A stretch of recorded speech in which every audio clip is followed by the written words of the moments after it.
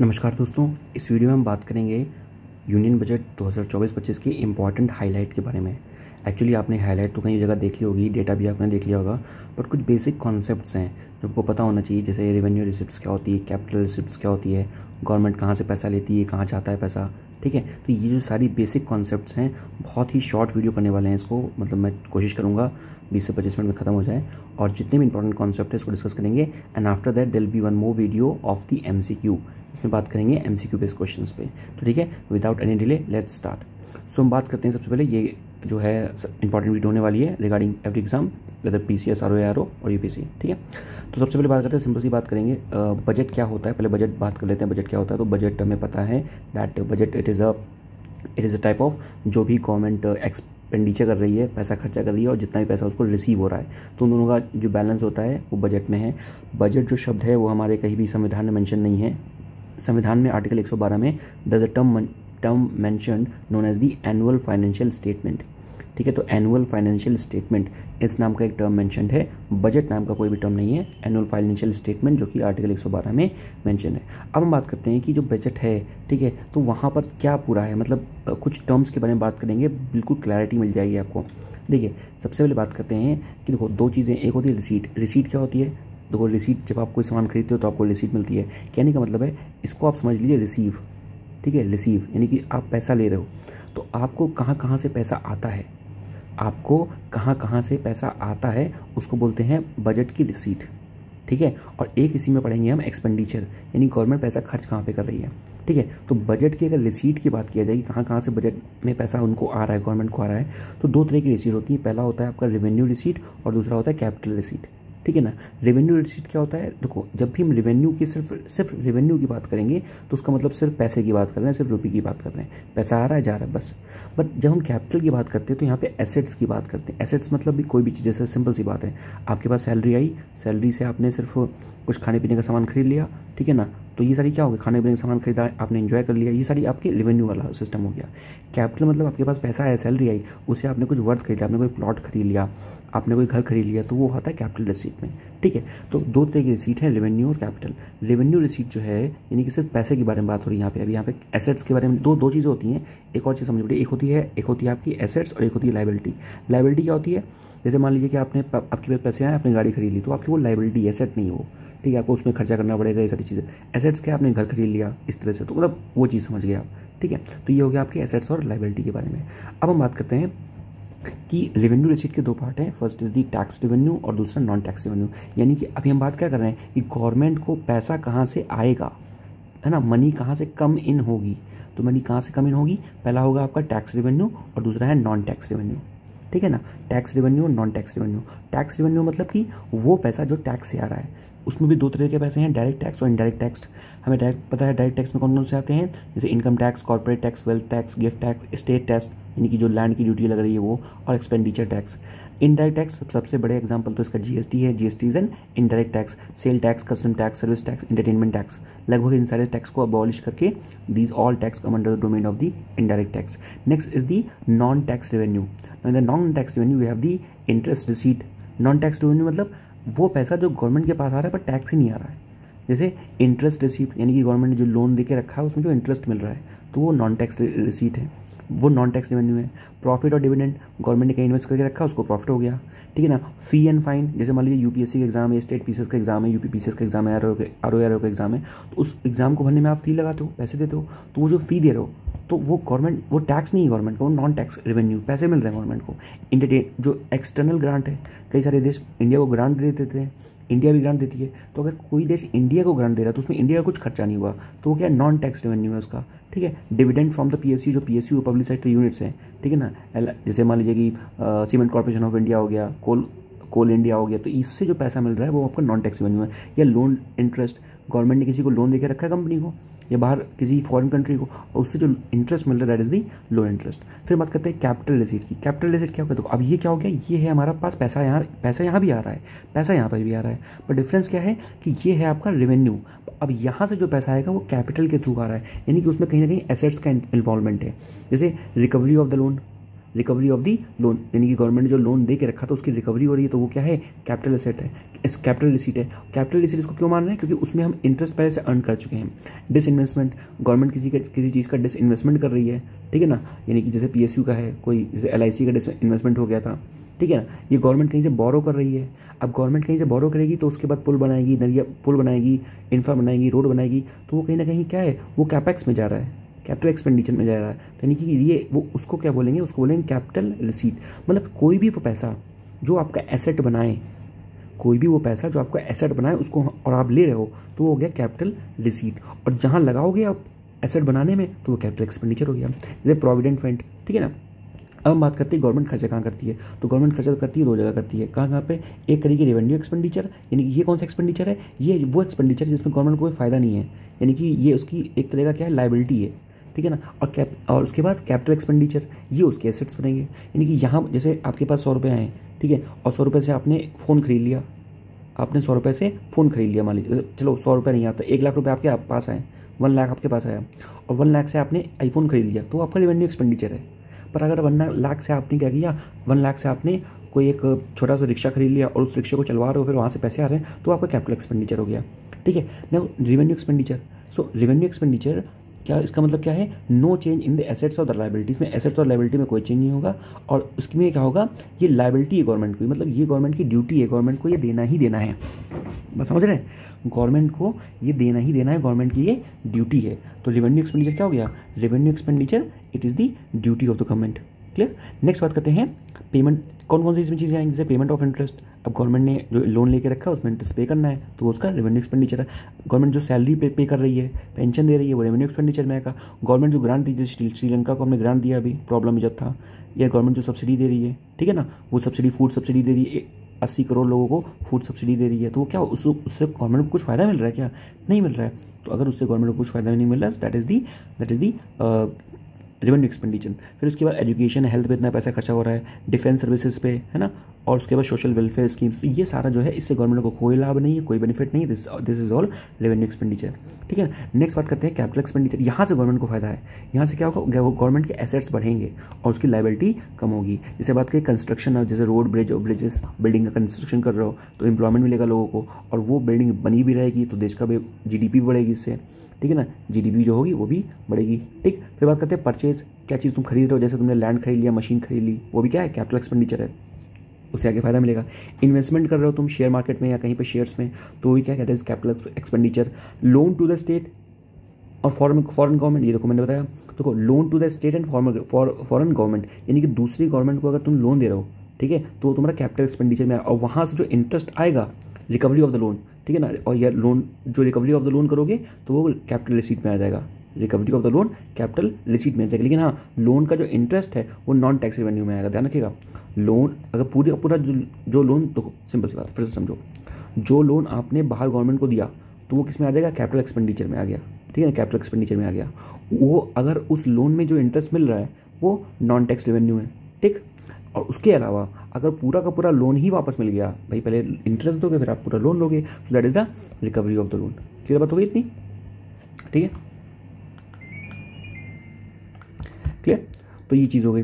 Next बात की जाए रिपेमेंट ऑफ द लोन, यही पूरा ठीक है ना, रिपेमेंट ऑफ द लोन। और उसके बाद लोन गिवन, अगर आप क्या कर रहे हो, वेट ए मिनट, ये थोड़ा सा ये इसमें नहीं है, जस्ट मिनट, हाँ ठीक है, ये इसी में ही है, क्योंकि देखो रिपेमेंट ऑफ द लोन यानी कि आपने जो रिपेमेंट ऑफ द लोन, हाँ ठीक है, तो आपने जो लोन लिया था उस लोन से क्या कर लिया आपने, मान लीजिए कैपेक्स कर लिया, कैपिटल एक्सपेंडिचर कर लिया, ठीक है ना, मतलब आपने उससे अपना घर पे बढ़िया सा रोड बना ली, सब चीज़ें कर ली।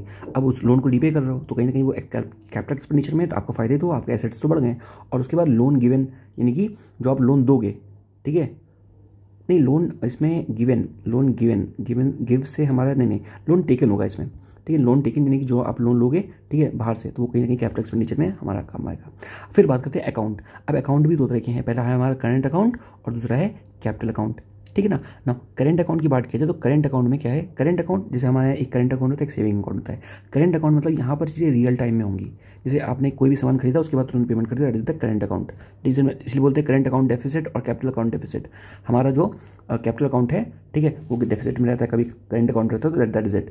नो अब बात करते हैं real time exchange of the money. यहाँ पर क्या होगा, real time exchange of the money होगा, है ना, तुरंत पैसे दो तुरंत सामान लो। जैसे आपने कोई गुड्स खरीदा, सर्विस खरीदी, कहाँ से, अगर आपने कोई फॉरेन कंट्री से गुड्स सर्विस खरीदी या इंडिया में ही, तो that comes under the current account, ठीक है ना। फिर बात करते हैं purchase of the capital equipment from the abroad. तो कोई भी आप कोई भी इक्विपमेंट खरीदो फॉर एग्जांपल अब्रॉड से, मोस्टली अब्रॉड से खरीदते हैं हम लोग, ठीक है, तभी अकाउंट नंबर रख रहे हैं उसका, ठीक है। तो अब्रॉड से खरीद रहे हैं तो वो हमारा क्या है, that is the current account, it comes under current account. Capital account क्या है, कैपिटल अकाउंट में आपने सामान अभी खरीद लिया लेकिन अभी आप पेमेंट नहीं कर रहे हो, जैसे आपने सिंपल से आपकी इसमें आपकी क्या बढ़ेगी, लाइबिलिटी पड़ेगी। जैसे हमारे यहाँ कोई इन्वेस्टमेंट हो रहा है, जैसे आपको FDI हो रहा है, FII हो रहा है, FPI हो रहा है। जैसे FDI is the foreign direct investment, और उसके बाद FPI is the foreign portfolio investment and foreign institutional investment. Foreign FDI और FII में ये डिफरेंस है, ठीक है ना, कि FDI का मतलब क्या होता है, ये लॉन्ग टर्म के लिए, लॉन्ग टर्म के लिए, ठीक है ना, और FII फॉरेन इंस्टीट्यूशनल इन्वेस्टमेंट, थोड़ी देर के लिए आपने पैसा इन्वेस्ट किया फिर उसके बाद चले गए, तो ये आता है। और FPI फॉरेन पोर्टफोलियो इन्वेस्टमेंट, वो भी वही आता है, यानी कि वो इसी की कैटेगरी में आएगा। मसाला बॉन्ड, मसाला के बॉन्ड क्या होता है, it is the rupee denominated bond. तो masala bond it is the rupee denominated bond, वो भी कैपिटल अकाउंट में आएगा आपका। ये क्या है, बेसिकली जो इंटरनेशनलाइजेशन ऑफ द रुपी है उसको प्रमोट करता है, और ताकि और प्लस जो फ्लक्चुएशन ऑफ द करेंसी है वो उसको भी कंट्रोल करता है। सिक्योरिटी में इन्वेस्टमेंट हो रहा है, ऑफिशियल रिजर्व जो है हमारे हैं, ठीक है ना, कितने बिलियंस हैं। NRI कोई डिपॉजिट करता है, पैसा डिपॉजिट कर रहा है, वो भी हमारा कैपिटल अकाउंट में आ रहा है। फिर उसके बाद फाइनेंशियल एसेट और उसके बाद GDR, ये सारा कुछ क्या है, this everything come under the domain of the capital account. बात समझ गए, ठीक है। तो ये यहाँ से पता होना चाहिए।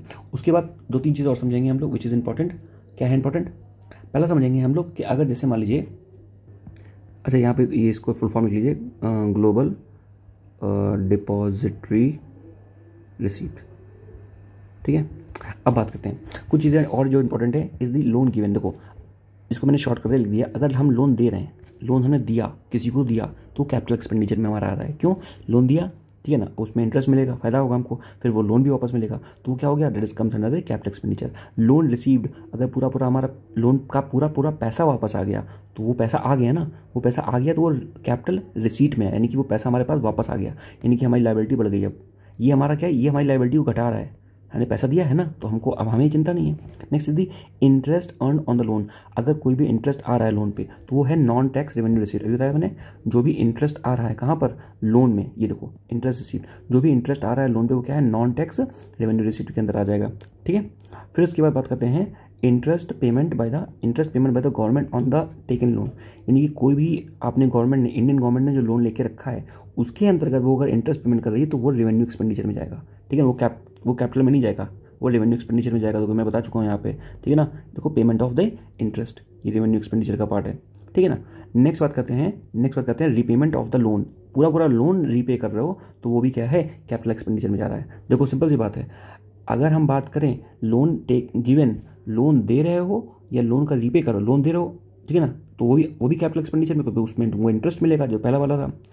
ये जो लिखा हुआ है रीपेमेंट ऑफ द लोन, यानी कि आपने पूरा लोन ले लिया, अब उसको पूरा रीपे कर रहे हो। रीपे कर रहे हो मतलब आपने फ़ायदा उसको उठा लिया, आपने कंस्ट्रक्शन अपने घर में कर लिया, अब उसके बाद उसको रीपे कर रहे हो, तो यानी कि आपके घर का कंस्ट्रक्शन तो हो गया ना, तो वो कैपिटल एक्सपेंडिचर के अंतर्गत आ रहा है, ठीक है ना, सॉरी हाँ ठीक है, कैपेक्स के अंतर्गत आ रहा है। नेक्स्ट है disinvestment by the government PSU का, LIC का डिस इन्वेस्टमेंट कर रही है, तो पैसा आएगा मतलब क्या हो गया, that is the capital receipt. पैसा आ रहा है पर क्या बेच के आ रहा है, मतलब कोई हमारे पास एसेट था ना, एसेट बेच के पैसा आ रहा है, तो वो क्या हो गया, that is the capital receipt. पर हाँ एसेट बेच के आ रहा है तो एसेट कम हो जाएगा, ठीक है ना। तो ये चीज़ें जैसे LIC का हमने किया, ठीक है ना। गवर्नमेंट परचेज शेयर, गवर्नमेंट अगर शेयर परचेज करे, भाई शेयर परचेज करो तो आपको एसेट बढ़ेंगे, और इसको हम लोग बोलते हैं capex, that is the capital expenditure. Clear बात हो गई, इतनी चीज़ थी यहाँ से जो समझनी थी। अब कुछ इंपॉर्टेंट चीज़ों के बारे में बात कर लेंगे, फिर हम आगे बढ़ेंगे, ठीक है। तो ये वाला जो हेड था ये मैंने कवर कर दिया।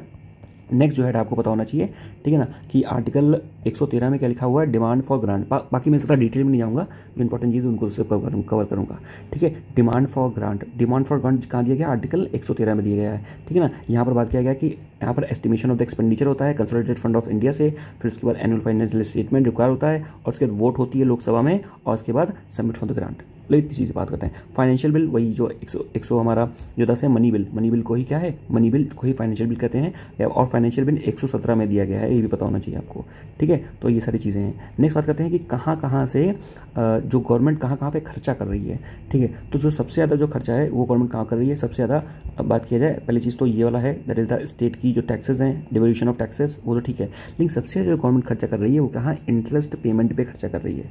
कहाँ खर्चा कर रही है, इंटरेस्ट पेमेंट। ये कैसा एक्सपेंडिचर हो गया, एक्सपेंडिचर है ना, तो कैसा एक्सपेंडिचर हो, that is the revenue expenditure. ये कैसा एक्सपेंडिचर है, रेवेन्यू एक्सपेंडिचर, ठीक है ना, रेवेन्यू एक्सपेंडिचर, ठीक। सबसे ज़्यादा खर्चा कहाँ हो रही है, इंटरेस्ट पेमेंट पे हो रहा है। उसके बाद अगर बात की जाए जो भी गवर्नमेंट की क्या है, सेंट्रल सेक्टर स्कीम है, ठीक है ना, उस पर खर्चा हो रहा है। और उसमें भी क्या है, उसमें भी जो डिफेंस और सब्सिडी है, ठीक है ना, उसको हटा दिया गया है, तो 16% है। बाकी centrally sponsored scheme, central sector scheme का मतलब क्या होता है कि पूरी तरह जो इसमें पैसा पूरी तरह से सिर्फ सेंटर देगी, that is the central sector scheme. Centrally sponsored scheme मतलब क्या हो गया कि आधा पैसा सेंटर दे रही है, आधा पैसा स्टेट दे रही है, ठीक है। तो ये पता हो रही है, पेंशन पे, डिफेंस पे 8% हो रहा है, सब्सिडी पे 6%, पेंशन पे 4%। सब्सिडी में भी क्या बताया जाए, सब्सिडी में सबसे ज़्यादा सब्सिडी किस पे दे रही है, सबसे ज़्यादा फूड सब्सिडी। 80 करोड़ लोगों को खाना ही खिला रहे हैं हम लोग। फूड सब्सिडी में 2.05 करोड़, फर्टिलाइजर सब्सिडी पे 1.65 करोड़ और पेट्रोलियम पे 0.12 करोड़। फर्टिलाइजर सब्सिडी इसलिए अभी कम हो गई क्योंकि हमने पता है कि जैसे हमने कहा था रशिया से हम लोग एलपीजी ले रहे थे, और एलपीजी जो होता है ये सीएनजी की बात की है, सीएनजी गैस जो है, ठीक है ना, जो नेचुरल गैस है, उसका बहुत ज़्यादा नेचुरल गैस का यूज़ करते हैं कहाँ पर, फर्टिलाइजर बनाने में। तो इसलिए फर्टिलाइजर में सब्सिडी कम हो गई है, ठीक है ना, यानी गवर्नमेंट का बर्डन कम हो गया। तो सबसे जो सब्सिडी है वो कितना है, 6% टोटल है, ठीक है ना। और उसमें भी सबसे जो हाईएस्ट सब्सिडी है क्या है, फूड सब्सिडी, जिसमें मैं बता चुका हूँ, ठीक है। ये सारे हेड मैंने कवर कर लिया। फिर बात करते हैं कि कहाँ से गवर्नमेंट को पैसा आ रहा है। तो सबसे ज़्यादा जो पैसा है गवर्नमेंट को कहाँ से आ रहा है, वो सबसे ज़्यादा पैसा ले रही है गवर्नमेंट बोरोइंग से, यानी कि जो बाहर से उधार ले रही है गवर्नमेंट, ठीक है, उसमें सबसे ज़्यादा वो, अच्छा जो बाहर से उधार ले रही है तो कहीं ना कहीं लोन टेक हो रहा है ना। अगर लोन टेक हो रहा है तो किसमें आ गया, यहाँ पर देखो फिर से ज़्यादा गवर्नमेंट अगर क्या कर रही है, गवर्नमेंट अगर यहाँ पर आ जाओगे आप, यहाँ पर, हाँ, गवर्नमेंट अगर क्या कर रही है, लोन जो लोन टेकन, अगर गवर्नमेंट लोन टेक रही है तो वहाँ कहीं ना कहीं कैपिटल एक्सपेंडिचर का वो पार्ट हो जाएगा, बात समझ गए। फिर आगे बात करते हैं, तो ये हो गया, ठीक है। तो यहाँ पर क्या सबसे ज़्यादा पैसा जो बाहर से आ रहा है, वहाँ से पैसा आ रहा है। उसके अलावा दो तरह के टैक्स है, इनकम टैक्स और उसके बाद जीएसटी। इनकम टैक्स क्या है, income tax is the direct tax, GST क्या हो गया, ये इनडायरेक्ट टैक्स, ठीक है। तो सबसे ज़्यादा जो है वो जो इनकम टैक्स है वो ज़्यादा है, यानी कि डायरेक्ट टैक्स ज़्यादा है, इनडायरेक्ट टैक्स कम है, ठीक है। उसके बाद कॉर्पोरेट टैक्स कितना है, नियर अबाउट 17% है, ठीक है ना। और उसके बाद बस इतनी यहाँ से चीज़ें इंपॉर्टेंट है। बात कीजिए गवर्नमेंट की डेफिसिट क्या होता है, कितना गवर्नमेंट एक्सपेंडिचर कर रही है, कितना उसको रिसीव हो रहा है, उसी के जो अंतर होता है उसको बोलते हैं डेफिसिट, ठीक है ना। तो यहाँ पर बात किया जाए तो यहाँ पर जो डेफिसिट था 23-24 में वो 5.6 था, अब बोल रहे हैं कि हम उसको 4.9 लाने की कोशिश करेंगे, ठीक है ना, 4.9 लाने की कोशिश करेंगे। तो यहाँ से इतनी चीज़ें पता है, ठीक। उसकी बात करेंगे डेफिसिट, बता चुका हूँ मैं, डेफिसिट की डेफिनेशन, कितना रेवेन्यू रिसिप्ट है और कितना नॉन डेट कैपिटल एक्सपेंडिचर है, नॉन डेट कैपिटल रिसीट है, उसको बोलते हैं फिजिकल डेफिसिट, ठीक है ना। बस यहाँ से थोड़ी डेफिनेशन थी। फिर बात करते हैं गवर्नमेंट की जो डेफिसिट फाइनेंसिंग, यानी सबसे ज़्यादा पैसा कहाँ से उठा रही है, मैंने बता चुका हूँ, सबसे ज़्यादा पैसा गवर्नमेंट उठा रही है मार्केट से, उठा रही है सबसे ज़्यादा पैसा। और मार्केट से भी सबसे ज़्यादा पैसा कहाँ से उठा रही है, कितना पैसा उठा रही है मार्केट से, करीबन जो यहाँ पे लिखा हुआ है करीबन 11.63 लाख करोड़ जो है गवर्नमेंट मार्केट से उठा रही है, ठीक है ना। अब बात करें कि ओवरऑल जो गवर्नमेंट जो डेट प्रोफाइल है उसका क्या है, यानी कि कहाँ से पैसा जो है उस पर हो क्या रहा है उठाने से। सबसे पहले crowding in of the private sector, ठीक है ना। तो दो शब्द हैं, एक होता है क्राउडिंग आउट, ठीक है, एक होता है क्राउडिंग इन, ठीक है। तो यहाँ पे लिखा हुआ है क्या, overall debt profile of the government indicates that crowding in the private sector. तो गवर्नमेंट क्या कर रही है, प्राइवेट सेक्टर को इनरोल करने की कोशिश कर रही है, ठीक है ना। तो यहाँ पे लिखा हुआ है now the private investment are happening at the scale and lower borrowing by the state government will facilitate the larger availability of the credit. इसका मतलब क्या हो गया, देखो यहाँ पर क्या हो रहा है, गवर्नमेंट जो कर रही है मार्केट से बोरो कर रही है, ठीक है।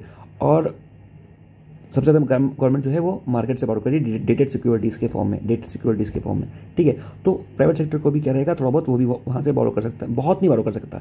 अगर मैं बात करूँ क्राउड आउट और क्राउड इन का मतलब क्या होता है, क्राउड आउट का मतलब होता है जैसे मैंने कहा प्राइवेट सेक्टर क्राउड आउट कर दिया, खत्म हो गया प्राइवेट सेक्टर, यानी कि प्राइवेट सेक्टर जो है अब मार्केट से पैसा नहीं उठा पा रहा है। क्राउड इन का मतलब क्या हो गया कि प्राइवेट सेक्टर मार्केट में आ गया। जैसे मान लीजिए गवर्नमेंट बहुत ज़्यादा पैसा उठा ले मार्केट से, तो अब प्राइवेट सेक्टर के लिए तो पैसा बचेगा नहीं मार्केट में उठाने के लिए, तो वहाँ पर उस समय क्या हो जाएगा, उस समय प्राइवेट सेक्टर क्या हो जाएगा, क्राउड आउट हो जाएगा, ठीक है ना। और क्राउड इन मतलब अगर गवर्नमेंट कम पैसा उठा रही है तो मार्केट सेक्टर क्राउड इन हो जाएगा, ठीक है ना।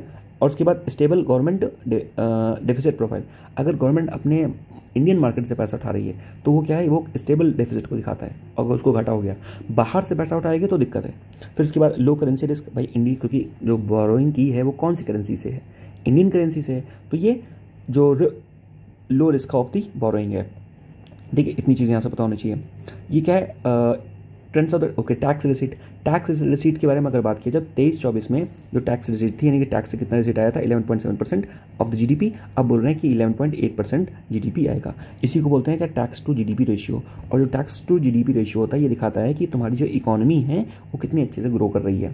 ठीक है ना। अब बात किया जाए कि फाइनेंशियल ईयर 2000 बताया मैंने 24-25 में ये 11.8 रहने की उम्मीद है। अभी कितना है, 11.7% है।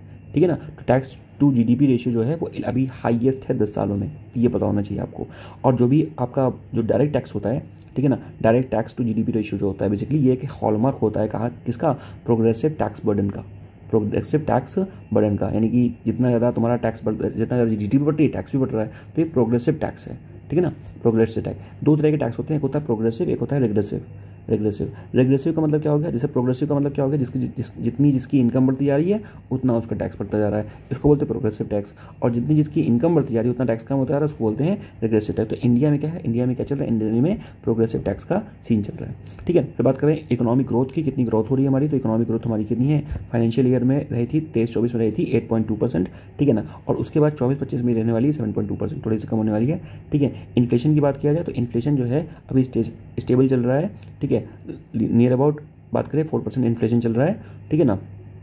और उसके बाद कोर इन्फ्लेशन जिसमें नॉन फूड और फ्यूल है वो 3.1 है। यानी कोर इन्फ्लेशन क्या होता है, कोर इन्फ्लेशन वो इन्फ्लेशन होता है जिसमें हम फूड और फ्यूल को ऐड नहीं करते हैं, फूड और फ्यूल को ऐड नहीं करते तो उसको बोलते हैं क्योर इन्फ्लेशन, वो 3.1% है।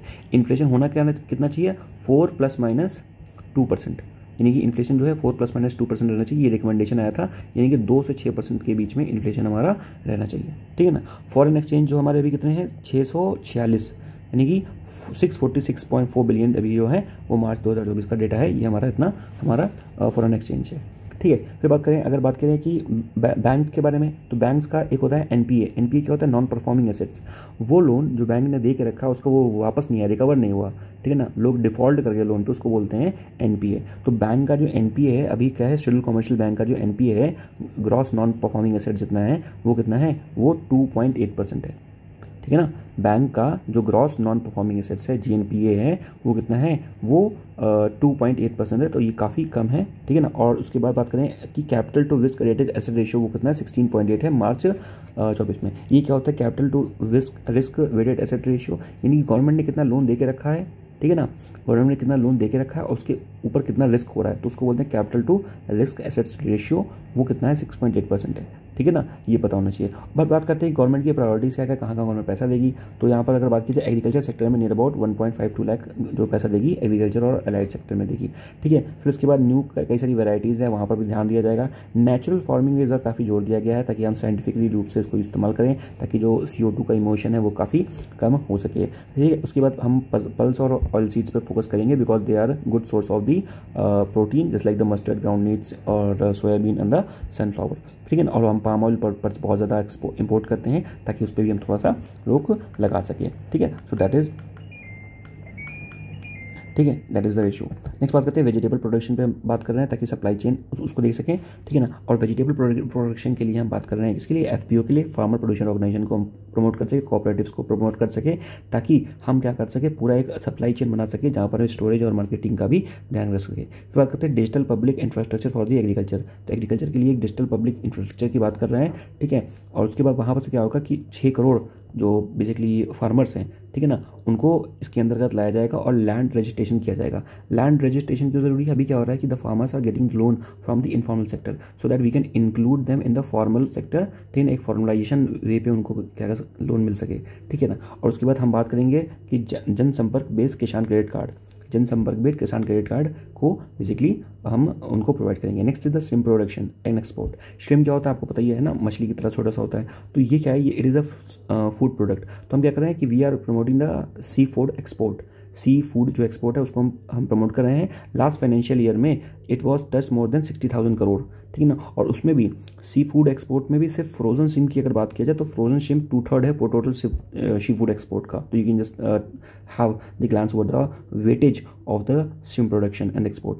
ठीक है ना। तो 2/3 है पूरा सी प्रोडक्शन का, सी एक्सपोर्ट का।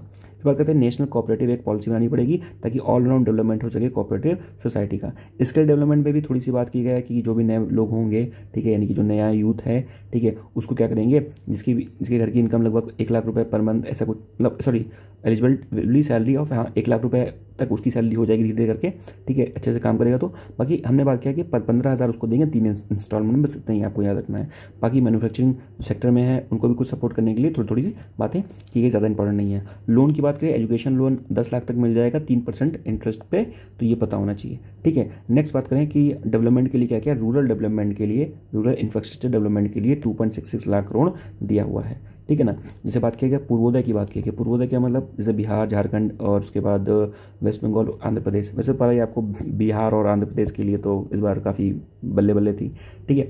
तो बिहार, झारखंड, वेस्ट बंगाल, उड़ीसा, इनको क्या क्या स्पेशल पैकेज दिया गया है। और जस्ट लाइक जो गया है, ठीक है ना, बोध गया, तो वहाँ पर क्या है, वहाँ पर इंडस्ट्रियल नोड बनाने की बात की गई है। और कनेक्टिविटी, क्योंकि नियर अबाउट 26,000 करोड़ दिए गए हैं बेसिकली बिहार को, और 15,000 करोड़ दिए गए हैं इसको, आंध्र को, ठीक है ना। 15,000 करोड़ आंध्र को दिए, तो 26,000 करोड़ से होगा क्या जो बिहार में दिए गए हैं, उससे रोड कनेक्टिविटी प्रोजेक्ट बनेंगे, जैसे लाइक दी पटना और पूर्णिया एक्सप्रेसवे, बक्सर भागलपुर एक्सप्रेसवे, बोधगया, राजगीर, वैशाली, दरभंगा, इस पर ये सारी चीज़ों के बारे में बनाया जाएगा।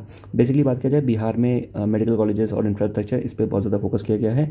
और उसके अलावा जो बेसिकली बोधगया है, ठीक है ना, और नालंदा यूनिवर्सिटी को भी रिवाइव करने की बात की गया है, ठीक है ना। आंध्र प्रदेश के लिए 15,000 करोड़ रुपए एलोकेट किया गया है। और उसके बाद वहाँ पर कोपर्टी नोड, जो कि विशाखापट्टनम और चेन्नई इंडस्ट्रियल कॉरिडोर, और उसके बाद और वकल नोड, तो 2 नोड बनाने की यहाँ पर बात किया गया है, ठीक है, जो कि हैदराबाद बेंगलुरु इंडस्ट्रियल कॉरिडोर में आता है। ग्रांट दिया गया है backward region of the Andhra Pradesh को, जैसे like the Rayalaseema and Prakasam and the north coast of the Andhra Pradesh. फिर बात करते हैं पीएम आवास योजना। पीएम आवास योजना में क्या बात किया गया, 3 करोड़ हाउस होल्ड की बात किया गया, 3 करोड़ लोगों को और घर दिया जाएगा पीएम आवास योजना में। वीमेन लेफ्ट डेवलपमेंट के लिए एक अच्छी बात की गई है कि 3 करोड़ लोगों के लिए एक स्कीम है, जिसमें 3 करोड़ लोगों के लिए, 3 लाख करोड़ इस स्कीम के लिए लगाया गया है, विमेन लेड डेवलपमेंट के लिए। इसमें एक और बात किया गया है कि जो भी रजिस्ट्री हो वो विमेंस के नाम पे हो, घर की रजिस्ट्री, ताकि जो विमेन एक्सप्लॉयटेशन है, ठीक है ना, उसको हम कम कर सके, एम्पावरमेंट को बढ़ा सके, ठीक है ना। उसमें कुछ सब्सिडी दी जाएगी, आपको छूट दी जाएगी कुछ, ठीक है ना, कंसेशन होगा आपको। जैसे मान लीजिए कि टोटल अगर स्टैम्प ड्यूटी में 2% का टैक्स लग रहा है, तो अगर विमेन के नाम पे अगर आप ले रहे हो घर, तो वहाँ पर सिर्फ 1% या का टैक्स लगेगा, इस तरह से 1% की ड्यूटी लगेगी, स्टैम्प ड्यूटी। फिर उसके बाद बात किया प्रधानमंत्री जनजातीय उन्नति ग्राम अभियान। यहाँ पर जो socio economic condition of the tribal womens की, ट्राइबल कम्युनिटीज़ की स्पेशली, तो उसके बारे में बात किया गया। Next is the bank of the north eastern region, यानी कि बैंक ब्रांचेज नॉर्थ ईस्ट, यानी कि जो नॉर्थ ईस्ट रीजन है, अनडेवलप्ड एरिया है, ठीक है ना, तो वहाँ पर हम क्या कर रहे हैं, वहाँ पर 100 branches of the Indian post payment bank को हम एस्टैब्लिश करेंगे। फिर बात करते हैं एमएसएमई सेक्टर की। देखो एमएसएमई क्या है, एमएसएमई का मतलब होता है micro small and medium enterprises. Micro small and medium enterprises जो है, ये हमारे जीडीपी का कितना है, 30% है, यानी कि 30% कंट्रीब्यूट करता है हमारे जीडीपी में। उसके अलावा बात किया जाए, ये 11.1 करोड़ जो लोगों को एम्प्लॉयमेंट देता है। 14.5% जो है ये बात करता है मैन्युफैक्चरिंग एक्टिविटी की, यानी कि एमएसएमई के अंतर्गत टोटल जो मैन्युफैक्चरिंग एक्टिविटी कंट्रीब्यूट करता है जीडीपी में, वो 45% ऑफ द जीडीपी है। और 48% ऑफ द टोटल एक्सपोर्ट, नहीं नॉट जीडीपी, सॉरी, टोटल जो मैन्युफैक्चरिंग होती है इंडिया में उसका 45% है एमएसएमई कंट्रीब्यूट करता है, और टोटल जो एक्सपोर्ट होता है इंडिया में उसका 48% कंट्रीब्यूट करता है एमएसएमई। तो ये पता होना चाहिए, डेटा ये बहुत ज़्यादा इंपॉर्टेंट है, ठीक है ना। और इसमें बात किया गया है, हम बात कर रहे हैं एमएसएमई को सपोर्ट करेंगे लेबर इंटेंसिव मैन्युफैक्चरिंग यूनिट से। क्रेडिट गारंटी स्कीम दिया जाएगा उनको, ठीक है, मुद्रा लोन दिया जाएगा up to ₹20 lakh for the entrepreneurs, ठीक है ना। और उसके बाद सिडबी की जो ब्रांचेज हैं उसको ओपन किया जाएगा, मोर ब्रांचेस। सिडबी क्या होता है, small industrial development bank of the India, यानी कि जो इंडस्ट्रीज़ के डेवलपमेंट के लिए बैंक होता है, दैट इज जैसे हमने कहा नाबार्ड, ठीक है ना, नाबार्ड। तो उसी तरह जैसे नाबार्ड बेसिकली एग्रीकल्चरल डेवलपमेंट के लिए, रूरल डेवलपमेंट के लिए, for that in the same manner the SIDBI is the for the industrial development, ठीक है। ये सारी चीज़ों के बारे में। Next is the promotion of the कई सारी जो सर्विसेज हैं उनको प्रमोट करेंगे, जैसे कि इंटर्नशिप स्कीम है, इंडस्ट्रियल पार्क्स हैं, कई सारे इंडस्ट्रियल पार्क्स का सेटअप हम करेंगे, ठीक है। Next is the urban development के लिए क्या करेंगे, अर्बन डेवलपमेंट आपको पता है एक स्कीम लेके आएंगे हम, या स्कीम तो है ही हमारे पास, पीएम आवास योजना। तो पीएम आवास योजना को और ज़्यादा बेसिकली पीएम आवास 2.0, इसको और ज़्यादा क्या करेंगे, और ज़्यादा प्रमोट करेंगे। फिर बात कर रहे हैं वाटर सप्लाई और सैनिटेशन पे फोकस करेंगे, स्ट्रीट मार्केटिंग और स्टैम्प ड्यूटी, तो बताया मैंने, वुमेन्स के नाम पे घर लें ताकि क्या हो, उससे उनको एम्पावरमेंट मिले। एनर्जी सिक्योरिटी की बात की, जैसे हमने बात किया पीएम सूर्य घर मुफ्त बिजली योजना, ये मैंने एमसीक्यू में भी कराया था, इसमें 300 यूनिट फ्री बिजली की बात की गई है।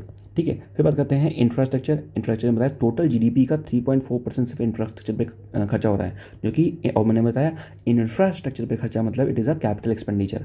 ठीक है, और जो कि कितना है 11.11 लाख करोड़।